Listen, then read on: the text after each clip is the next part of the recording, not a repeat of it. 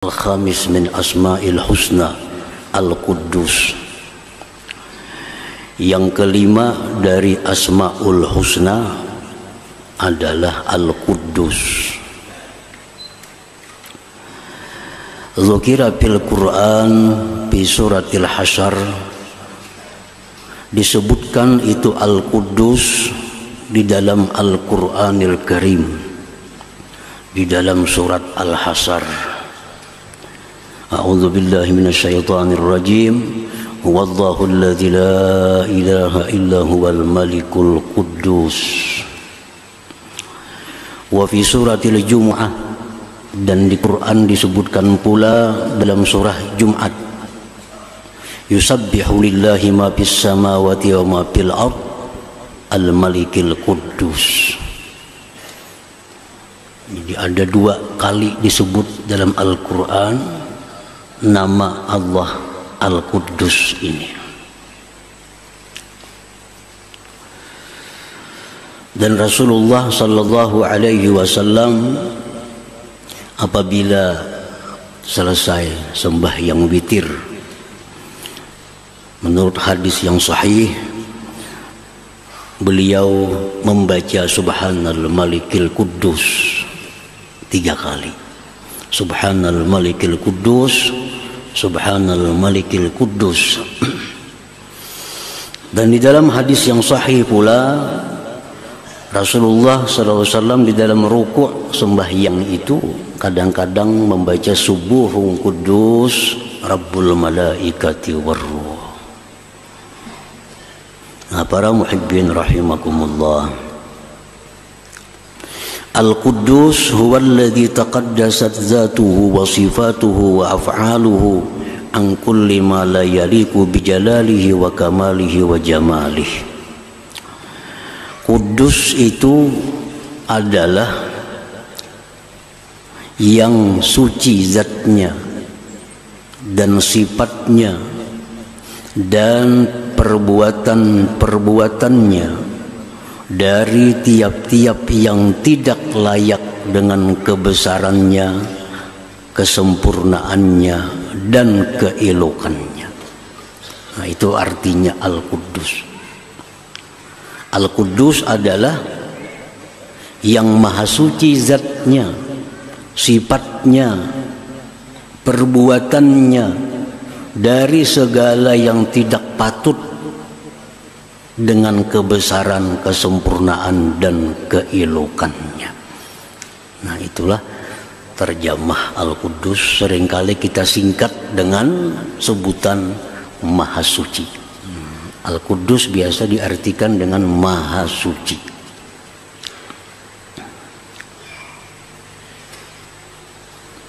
Di dalam istilah agama kita ada istilah yang namanya tahlil. Tahlil itu artinya mengucap la ilaha illallah. Ada tasbih, mengucap subhanallah. Nah, ada lagi hauqalah, mengucap la haula wala quwata illa billah. Ada basmalah, mengucap bismillahirrahmanirrahim. Ada pula takbir, mengucap Allahu Akbar. Ada pula takdis. Nah, takdis itu mengucap Subhanallah Al-Quddus. Subhanallah Al-Quddus itu takdis namanya. Jadi misalnya kita ayo bertahlil, artinya ayo mengucap la ilaha illallah, la ilaha illallah. Ayo bertasbih, mengucap subhanallah, subhanallah, subhanallah. Ayo bertakdis, subhanal quddus, subhanallah al quddus, subhanallahil quddus. Itu takdis. Taqaddasat zatuhu anil hajah. Maha suci zat Tuhan kita Allah Subhanahu wa ta'ala daripada hajat. Mustahil artinya Allah itu berhajat. Al-Quddus maha suci zatnya daripada berhajat.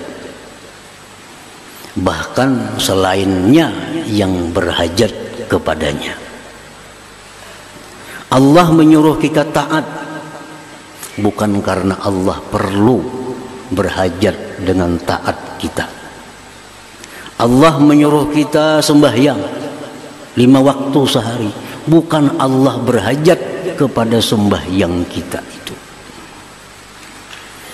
Jadi jangan kita kada sembahyang kita anggap Allah itu rugi. Allah kada perlu sembahyang kita. Taqaddasat zatuhu anil hajat, maha suci zat Allah daripada berhajat. Kita taat, kita maksiat itu kada ada sangkut paut dengan keesaan, kebesaran Allah. Nah, jadi kembalinya itu hajat apa taat itu kepada yang melakukannya, bukan kepada Allah Subhanahu wa ta'ala. Dalam hadis qudsi Allah berfirman, ya ibadi law anna awwalakum wa akhirakum wa insakum wa jinnakum kanu ala abjari qalbi rajulin wahid minkum ma naqasa dzalik min mulki syai'a. Ya ibadi law anna awwalakum wa akhirakum wa insakum wa jinnakum kanu ala atqa qalbi rajulin wahid minkum ma zada dzalika fi mulki syai'a. Ya ibadi law anna awwalakum wa akhirakum wa insakum wa jinnakum kanu ala abjari qalbi rajulin wahid minkum ma naqasa dzalik min mulki syai'a. Akhrajahu Muslim wa Tirmidzi. Wahai hamba-hambaku, jar Tuhan, jikalau orang yang pertama dari kalian, Nabi Adam, sampai yang terakhir hari kiamat, baik manusia maupun jin, semua itu manusia seperti Nabi Muhammad SAW. Semuaan manusia mulai Nabi Adam sampai hari kiamat, semua manusia jin seperti Nabi Muhammad SAW. Taatnya, takwanya, mazada dzalika fi mulki syai'a, sedikit pun tidak menambah kebesaran kerajaanku.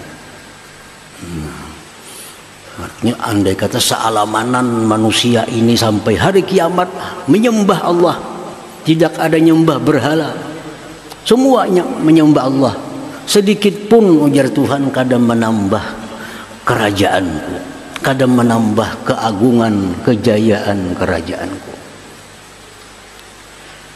Dan hai hamba-hambaku, jikalau orang yang pertama dari kalian sampai yang terakhir, manusia maupun jin, mereka itu atas paling jahat hati seseorang dari kalian.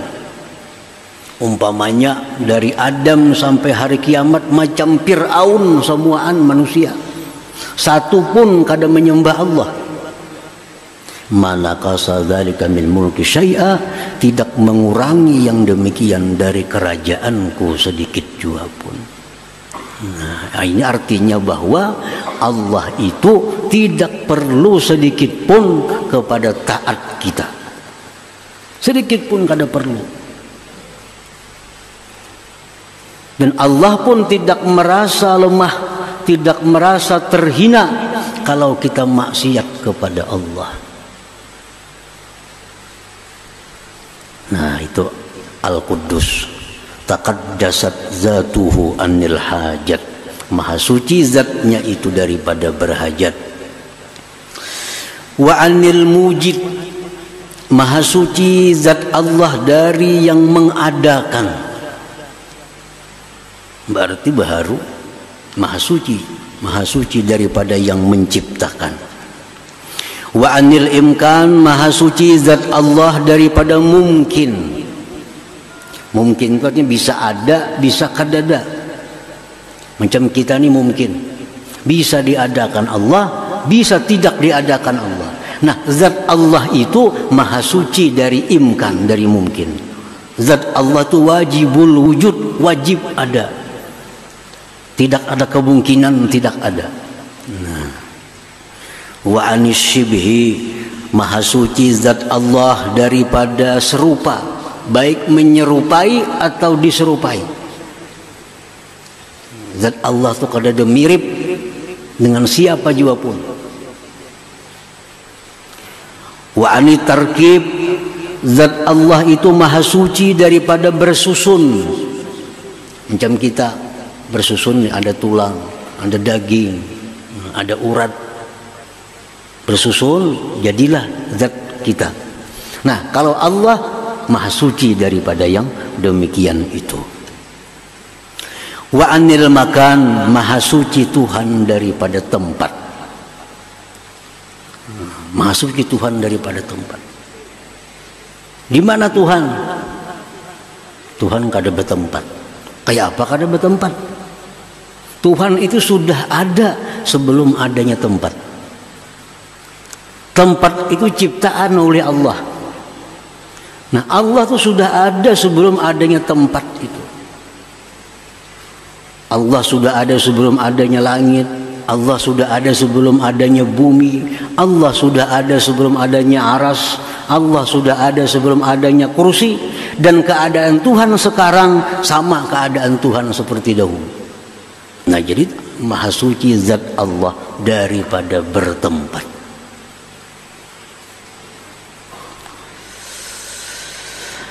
Wa an idrakil hawas, dan maha suci zat Allah daripada diperdapati oleh panca indera. Kalau bang Tuhan itu bisa disentuh, Tuhan bisa dilihat dengan mata, maka dia bisa. Nah, itu artinya Al-Quddus fi zatihi, maha suci Allah pada zatnya daripada hal-hal yang demikian tadi. Nah, para muhibbin rahimakumullah, taqaddasat sifatuhu minal jahli wa anil ajzi wa anil ittirar wa anit tagayyur wa minas sahwi wal ghaflah. Maha suci zatnya sudah tadi. Kemudian maha suci sifatnya Allah daripada jahil. Bagi Allah tuh kada ada istilah kada tahu. Nah, ini ya, Al-Quddus. Al-Quddus. Kada ada Tuhan tuh kada tahu, kada ada. Wa anil ajzi, daripada lemah. Lemah. Kada bisa berbuat. Kada mampu berbuat. Nah, maha suci Tuhan dari itu. Wa anil ittirar, dan maha suci sifat Tuhan itu daripada terpaksa. Kada kawa dipaksa Tuhan. Kayak apapun kita berdoa, bertandik, kada kawa dipaksa-paksa. Kada kawa dipaksa. Wa anit tagayyur, maha suci sifat Tuhan daripada berubah. Kalau manusia berubah, mata dulunya tajam, sudah tuha jadi kabur. Penglihatan Allah kada bisa kabur. Maha suci Tuhan dari itu.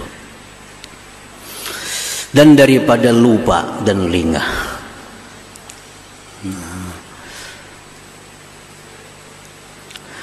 Taqaddasat asma'uhu anil ikhtiraat, maha suci nama-nama Allah daripada ulahan-ulahan bikinan-bikinan.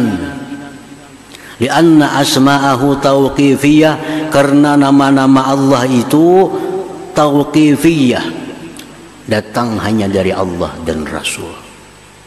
Jadi kita kada bisa, kada boleh memberi nama kepada Allah sesuatu yang tidak di luar daripada nama-nama Allah itu. Kada bisa. Walaupun bagus artinya, walaupun indah, tapi kada termasuk dalam Asmaul Husna, kada bisa ditambah. Nah, Allah maha suci namanya daripada bikinan-bikinan manusia, bikinan-bikinan makhluk ini. Fala yusamma bil khair, Allah tidak bisa dinamai dengan khair. Baik, khair itu baik. Tapi khair tidak ada dalam Asmaul Husna. Nah, tidak boleh kita menyeru ya khair, kada bisa. Wasani, sani itu artinya sani mulia. Bagus artinya kan mulia. Tapi tidak ada dalam Asmaul Husna nama Allah As-Sani. Nah, tidak boleh kita menyeru Allah dengan nama yang bukan nama-nama yang datang dari Allah dan Rasulnya. Maha suci Tuhan daripada dibikin-bikin namanya. Wa taqaddasat af'aluhu, dan maha suci perbuatan-perbuatan Allah anil batil, daripada kebatilan, wa minal aghurat, daripada mengambil faidah, wa anil zulmi, daripada kezaliman, wal isaah, dan berbuat jahat. Maha suci perbuatan Allah daripada batil. Apa batil itu artinya? Sia-sia. Tidak ada satupun di alam dunia ini melainkan ciptaan Allah, dan tidak ada satupun dari ciptaan Allah itu yang tidak ada makna, yang tidak ada hikmah di dalamnya. Maha suci Allah berbuat yang tidak ada makna. Allah menciptakan ular, ada rahasianya. Kenapa Allah ciptakan ular? Allah ciptakan nyamuk, kenapa Allah ciptakan nyamuk? Pasti ada rahasianya. Allah ciptakan hama wiring, pasti ada hikmahnya. Allah berfirman, wa may yu'tal hikmah faqad utiya khairan katsira. Siapa yang didatangkan, diberikan hikmah kepadanya, berarti orang ini diberikan kebaikan yang banyak. Kalau kita diberitahu oleh Allah, apa ini rahasianya Allah menciptakan nyamuk, diberitahu oleh Allah, nah kita dapat kebaikan yang banyak. Allah memberitahu kita apa rahasianya dia ciptakan ular misalnya, cacak misalnya, diberitahu kita hikmahnya itu, sungguh kita diberi kebaikan yang banyak. Pokoknya apapun yang ada ini adalah perbuatan daripada Allah, dan perbuatan Allah itu maha suci daripada sia-sia, dari sia-sia. Wa minal aghurat, maha suci perbuatan Allah itu daripada mengambil faidah. Allah menciptakan ini, Allah hendak mengambil faidah, keuntungan dari itu. Maha suci Tuhan. Allah menciptakan malaikat, Allah mengambil keuntungan dari malaikat itu. Maha suci Allah. Allah menciptakan matahari, bintang, sedikit pun Allah tidak mencari keuntungan yang kembali kepada zatnya. Maha suci Allah. Nah, lain makhluk, lain kita. Kita bila maulah apa pasti mencari keuntungannya, pasti mencari manfaatnya. Nah,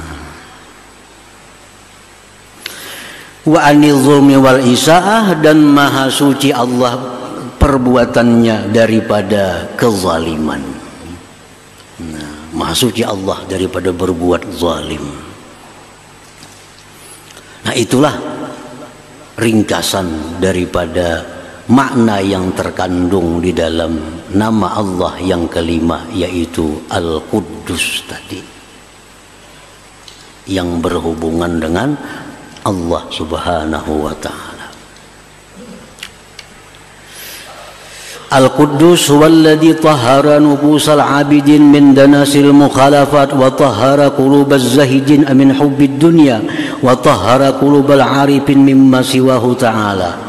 Al-Quddus pula adalah yang mensucikan hati para ahli ibadah daripada hal-hal yang bertentangan dengan dia. Al-Quddus inilah yang membuat orang itu menjadi bersih daripada dosa. Al-Quddus inilah yang membuat manusia itu bersih hatinya dari sifat-sifat yang tercela.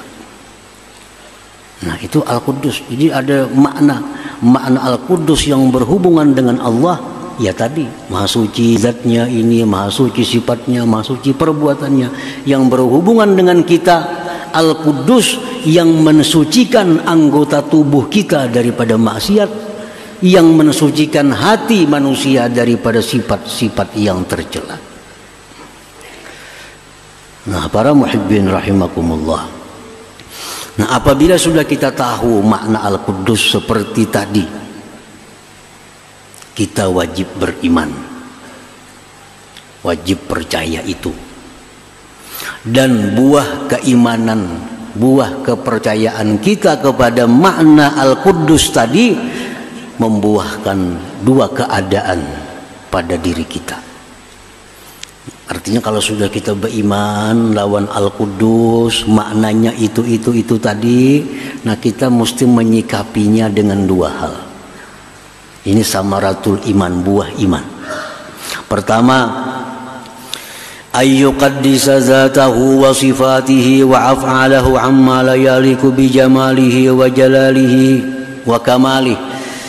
Pertama, kalau kita sudah beriman dengan Al-Quddus tadi, bahwa kita wajib mensucikan zatnya, sifatnya, perbuatannya dari yang tidak patut, dengan kebesarannya, kemuliaan dan keindahannya. Nah, zat Allah, kita sudah beriman zat Allah itu kada bertempat tadi. Nah, jangan dipadahkan lagi Tuhan itu di atas. Sudah tahu bahwa Al-Quddus artinya Maha Suci, Tuhan daripada bertempat. Jangan dikatakan lagi Allah itu di atas. Mengkehendak di atas jer. Nyaka kehendak Allah pang nyamannya. Bepahala kita menyebut mengkehendak Allah. Jadi insya Allah jadi aja. Nah, bagusnya. Kadang mau kehendak di atas jar. Siapa di atas? Itu banyak di atas. Ini kalimat yang salah. Kadang jadi pahala, bahkan membahayakan akidah. Bila kehendak Allah jadi, kada usah bila kehendak yang di atas. Kada usah. Itu kalau sudah kita beriman kepada Al-Quddus, kada lagi kalimat di atas itu, karena Allah Maha Suci daripada tempat. Dan kita mensucikan sifat Allah daripada yang tidak patut dengannya.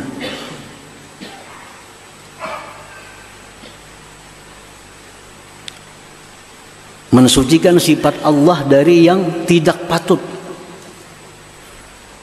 Misal kita mendesak Allah. Nah, mendesak Allah. Ini orang kada beriman dengan Al-Quddus.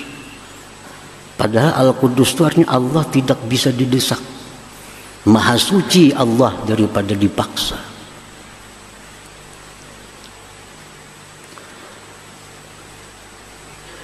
Dan lagi mensucikan perbuatan-perbuatan Allah daripada yang tidak patut. Seperti misalnya ma'iktirat kepada Allah. Kenapa Allah berbuat demikian kepadaku?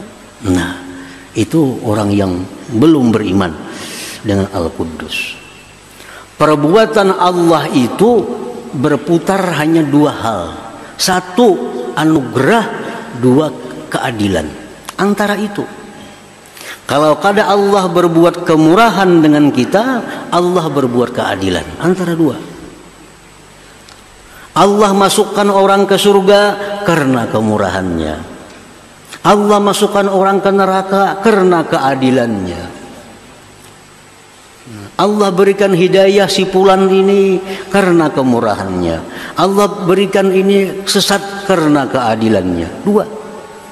Bila kada kemurahan, keadilan. Tidak sedikit pun bahwa Allah Ta'ala itu perbuatannya itu zalim. Walaupun sekilas dianggap sakit perbuatan Allah. Tapi seluruh yang diperbuat Allah itu walaupun sakit, walaupun pahit, tetapi bagi kita pasti ada hikmahnya. Jangan sampai karena kita ini banyak dapat musibah, segala macam musibah. Padahal kita sembahyang, padahal kita puasa, padahal kita zakat, padahal kita beribadah. Tapi banyak musibah datang, jangan sampai kita beranggapan, oh kenapa Tuhan macam ini? Kenapa orang sebelah nang kada sembahyang, nyamannya hidup?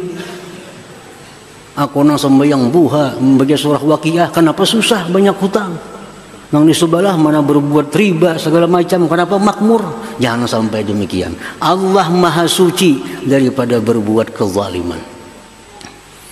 Allah tidak akan menurunkan penyakit kepada kita, melainkan ada hikmah perbuatan Allah. Ada kebaikan yang dikehendaki oleh Allah Subhanahu wa taala kepada kita. Para muhibbin rahimakumullah. Seorang dokter.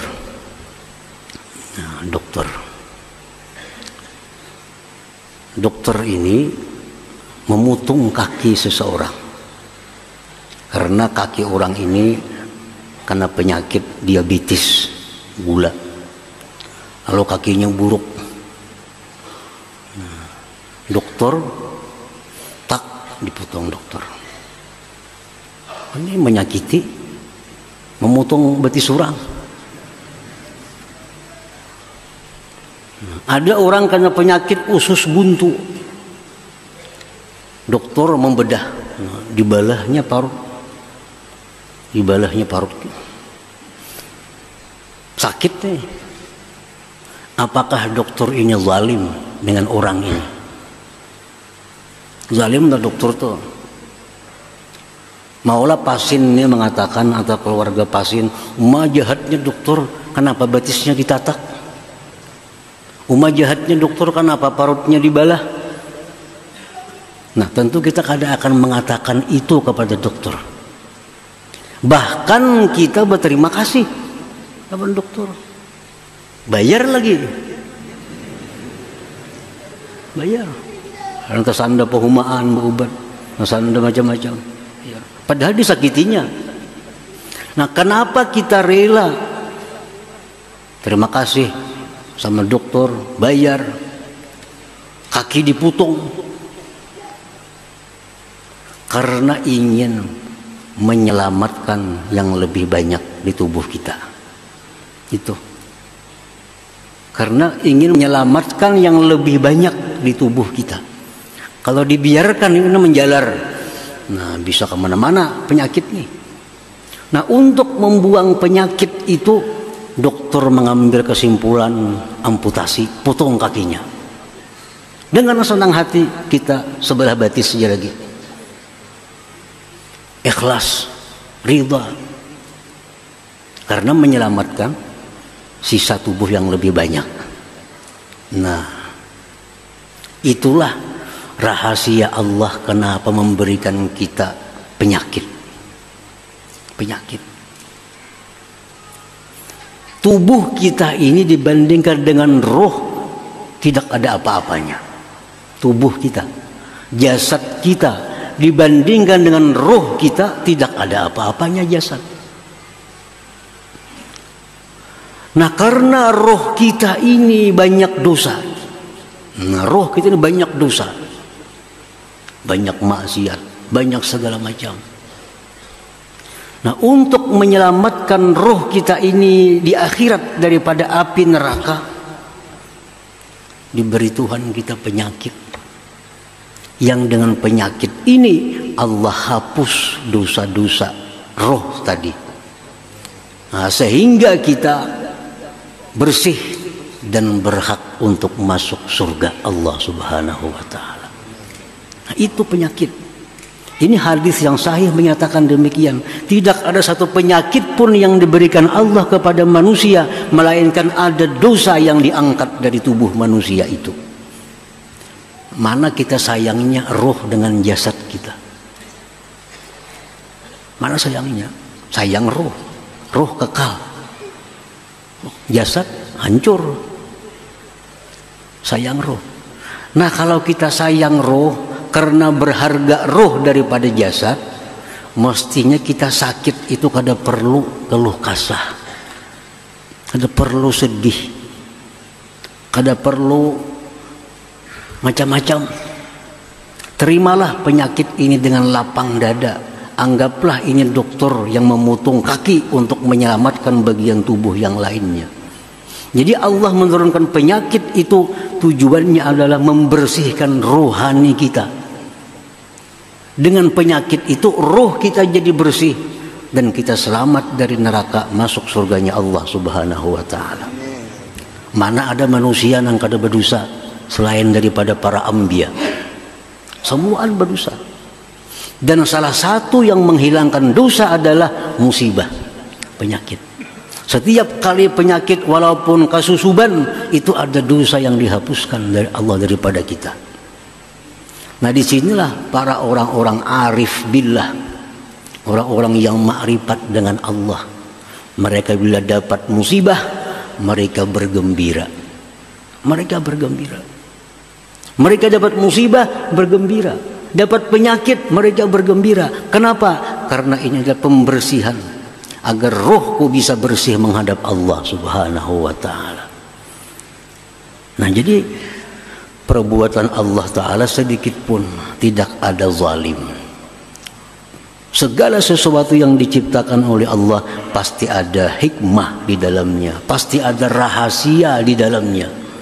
Dan siapa yang tahu rahasia itu, maka dia dapat kebaikan yang sangat banyak. Nah, para muhibbin rahimakumullah, cuma kadang-kadang ada manusia ini diberi Allah hikmahnya hanya satu, tapi masih ada ratusan hikmah yang tidak diberitahu oleh Allah. Kenapa Allah menciptakan nyamuk?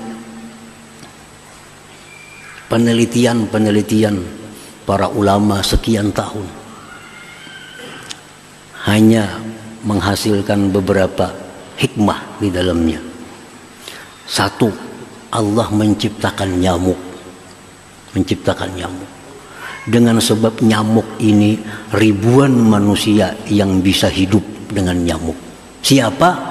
Pegawai perusahaan pabrik nyamuk. Berapa ribu sedunia nih? Pegawai-pegawai, buruh-buruh, karyawan pabrik obat nyamuk nih tuh.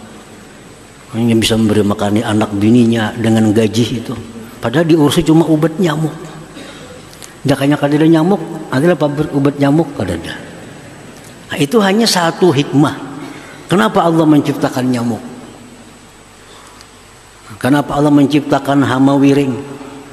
Sehingga orang bahuma, orang bertani habis.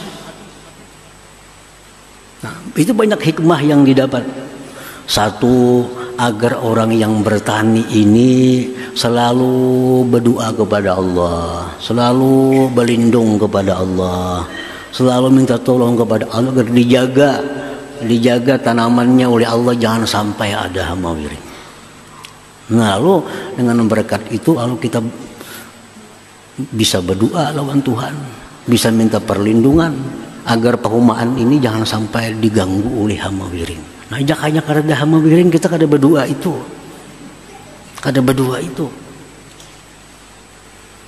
Pokoknya setiap makhluk apapun yang diciptakan Allah pasti ada hikmahnya. Habib Ali bin Muhammad Al-Habsyi sahibul Maulid mengatakan, khalaqal khalqa li hikmah. Allah menciptakan makhluk itu pasti ada hikmah, pasti ada rahasia di dalamnya. Yang rahasia itu merupakan kebaikan yang kembali kebaikannya kepada manusia itu pula, bukan kepada Allah Subhanahu wa ta'ala. Nah, itu artinya kita mensucikan zat Allah daripada yang tidak layak, mensucikan sifat Allah dari yang tidak layak, mensucikan perbuatan Allah dari yang tidak layak. Itu buah keimanan kita kepada Al-Quddus tadi. Nah, para muhibbin rahimakumullah, selanjutnya yang kedua adalah wa ayyuqaddisa jawarihahu anil ma'siyah wa dzalika bitaubah wa batinahu an sifatil mazmumah wa dzalika birriyadah wal mujahadah. Nah, orang yang beriman kepada Al-Quddus, satu, mensucikan Allah tadi. Yang kedua, dia mensucikan anggotanya daripada maksiat. Caranya bitaubah, dengan tobat, dan mensucikan batinnya dari sifat-sifat tercela, sombong, angkuh, ria dan sebagainya, dengki, dendam. Caranya dengan melatih diri dan berjuang melawan hawa nafsu. Nah, itulah buah keimanan kita kepada nama Allah yang kelima ini, Al-Quddus. Nah, mudah-mudahan Allah Subhanahu wa taala memudahkan kita untuk mendapatkan buah keimanan kepada Al-Quddus ini. Amin ya rabbal alamin.